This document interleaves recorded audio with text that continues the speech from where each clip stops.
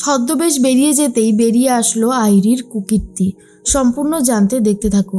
গল্পে শুরুতেই দেখা যায় রাঙাকে নিয়ে মেডিকেল টেস্ট করাতে চলে গেছে প্রমিতা, আর সেখানে এক এক করে সমস্ত ক্যান্ডিডেটেরই মেডিকেল টেস্ট হতে থাকে, বিশেষ করে আই টেস্ট। আর ঠিক তখনই চলে এসেছে রাঙাকেও এবারে টেস্ট করতে শুরু করেছে ডাক্তারবাবু। কিন্তু রাঙার যা অবস্থা, রাঙাকে কোনোভাবেই ফিট সার্টিফিকেট দেবে না বলে ঠিক করেছে। এরপরেই রাঙার যে ম্যাডাম ছিল সে তখন বলে, ডাক্তারবাবু আপনি এরকম করতে পারেন না, ও আমাদের একটা জেনুইন ক্যান্ডিডেট, আমরা জানি যেখানে যে ও জিতবে, সেখানে আপনি কি করে এরকমটা করছেন বলুন তো। ডাক্তারবাবু বলে, দেখুন আমার কাজ হচ্ছে পরীক্ষা করা আর তারপর সেটা ফিট কি আনফিট সেটা বলে দেওয়া, কিন্তু আপনি যদি এরকম করতে থাকেন তাহলে কিন্তু আমি জানাতে বাধ্য হব কর্তৃপক্ষকে। এরপর ম্যাডামও আর কিছু বলতে পারছে না। রাঙা তখন বলে, আমি ঠিক খেলতে পারবো, তুই আমাকে একবার ফিট সার্টিফিকেট দিয়ে দে ডাক্তারবাবু। কিন্তু ডাক্তারবাবু বলে, না আরে বাবা তুমি তো ফিটই না, যদি কোনো প্রবলেম হয় তখন তো আমি ফেসে যাব। প্রমিতা বলে, ডাক্তারবাবু এখনও 5-5টা দিন বাকি আছে, তার মধ্যে রাঙা সুস্থ হয়ে উঠবে। ইতিমধ্যে রাঙা অনেকটাই সুস্থ হয়ে উঠেছে, এরকম করবেন না, ওকে সার্টিফিকেটটা দিয়ে দিন না। অন্যদিকে নিশা দাঁড়িয়ে দাঁড়িয়ে দূর থেকে সবটা দেখতে পায় আর ভাবে, বেশ হয়েছে, রাঙা যদি চান্স না পায় তাহলে আমি জিতবো, এটা 100% শিওর। ডাক্তারবাবু বলে, দেখুন আপনার যা কন্ডিশন রয়েছে, আপনি যখন তখন কোনো বড়সড় বিপদের সম্মুখীন হতে পারেন। আপনি যদি এরকমভাবে জেদ করতে থাকেন, হিতের বিপরীত ছাড়া কিচ্ছু হবে না। এখনও সময় আছে, চোখটাকে রেস্ট দিন, আস্তে আস্তে আপনি নিজেই সুস্থ হয়ে উঠবেন, তারপরে আপনি আবার স্টেট চ্যাম্পিয়নশিপ খেলতে পারবেন, সেটা এবছরে না সামনের বছর, কিন্তু আপনাকে রেস্ট নিতে হবে।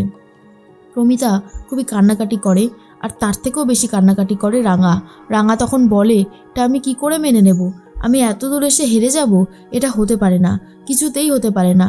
ডাক্তারবাবু তুই আমাকে আর একটা সুযোগ দে। কিন্তু ডাক্তারবাবু কোনোভাবে ক্লিন সার্টিফিকেট তো দিতে চাইই না, আর বারবার করে বলে এইবারে কম্পিটিশনে নাম লেখাতে হবে না।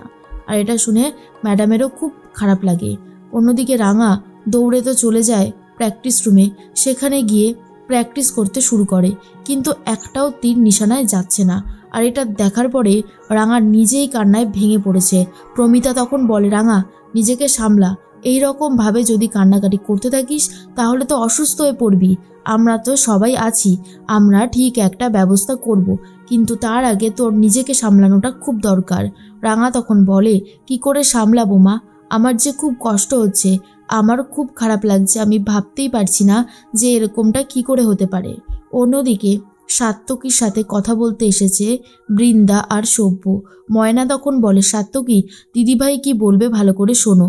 বৃন্দা বলে, দেখো সাত্তকী, এই বাড়িতে রাঙা ছাড়াও আমরা অনেকে মিলে থাকি, তো যেই মেয়েটা, যেই ওড়না ঢাকা দেওয়া মেয়েটা নিজে আর কি সব কিছু করছে রাঙাকে শেষ করার জন্য, বলা তো যায় না, হয়তো এই বাড়ির প্রতি তার একটা আক্রোশ জমে গেল আর সে আমাদের কোনো ক্ষতি করার চেষ্টা করলো, তখন কি হবে।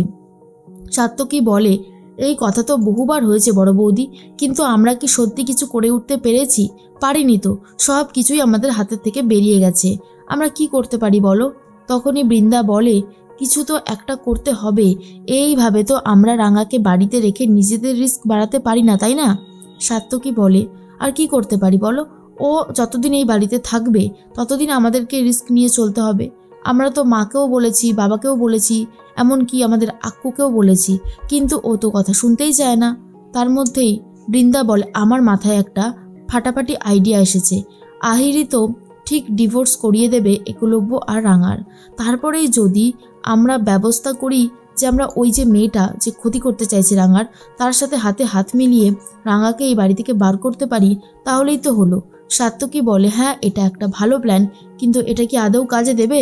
আর এই যে আমার বড়দা, ও তো সবসময় চুপ করে দাঁড়িয়ে থাকে, ও কখনো প্রোটেস্ট করতে পেরেছে?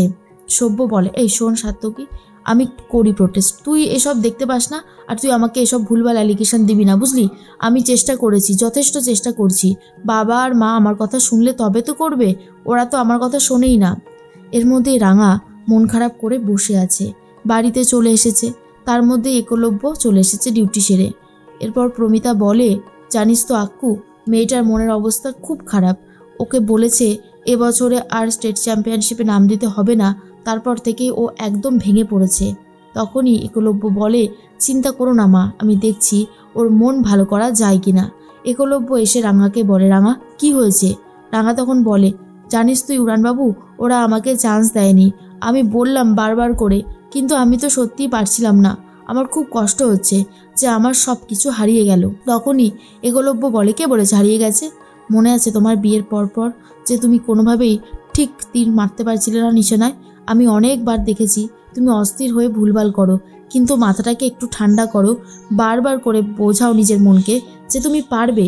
পারবে না বলে কোনো কথা নেই রাঙামতি, পারতে তোমাকে হবেই। তুমি আমার সাথে এসো, আমার সাথে এসে তুমি প্র্যাকটিস করবে।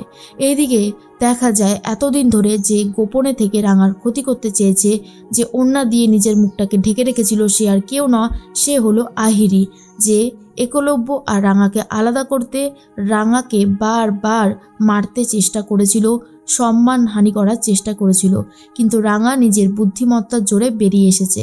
সেই আহিরি রাজেন্দ্রবাবুর সাথে কথা বলতে আসে ছদ্মবেশ নিয়েই, আর তখন গাড়ির মধ্যে ঢুকে ছদ্মবেশ খুলে ফেলে। হোলির ওখানে যে অ্যাক্সিডেন্টটা ঘটেছে সেটাও আহিরি ঘটিয়েছে। এমনকি যেই প্রতিযোগিতায় গিয়েছিল রাঙা, সেখানেও ব্যাগে অস্ত্র রাখার সমস্ত প্ল্যানটা ছিল আহিরির, আর আহিরি পেছন থেকে ছুরিটা মারছে রাঙাকে। তাই আহিরি চাইছে যত তাড়াতাড়ি সম্ভব রাঙাকে আর একলব্যকে আলাদা করতে। এদিকে একলব্য রাঙাকে নিয়ে প্র্যাকটিস করাতে নিয়ে যায়, আর বারবার করে বলে, তুমি পারবে রাঙামতি, তুমি পারবে, একবার চেষ্টা করে দেখো, তোমার পক্ষেই পারা সম্ভব। তুমি যদি না পারো তাহলে আর কেউ পারবে না। রাঙা আবারও তীর আর ধনুক নিয়ে দাঁড়িয়ে পড়েছে নিশানায় তীরটা লাগাবে বলে, কিন্তু কোনোভাবেই পারছে না, ব্যর্থ হচ্ছে। আর একলব্য রাঙার পাশে দাঁড়ায়, যেটা দেখার পর প্রমিতার অনেক বেশি ভালো লাগে, আর বলে, সত্যি আক্কু যেভাবে সব কিছু করছে, আমার মনে হয় আক্কু আর রাঙার ভালোবাসাটা এবারে ঠিক হবেই হবে।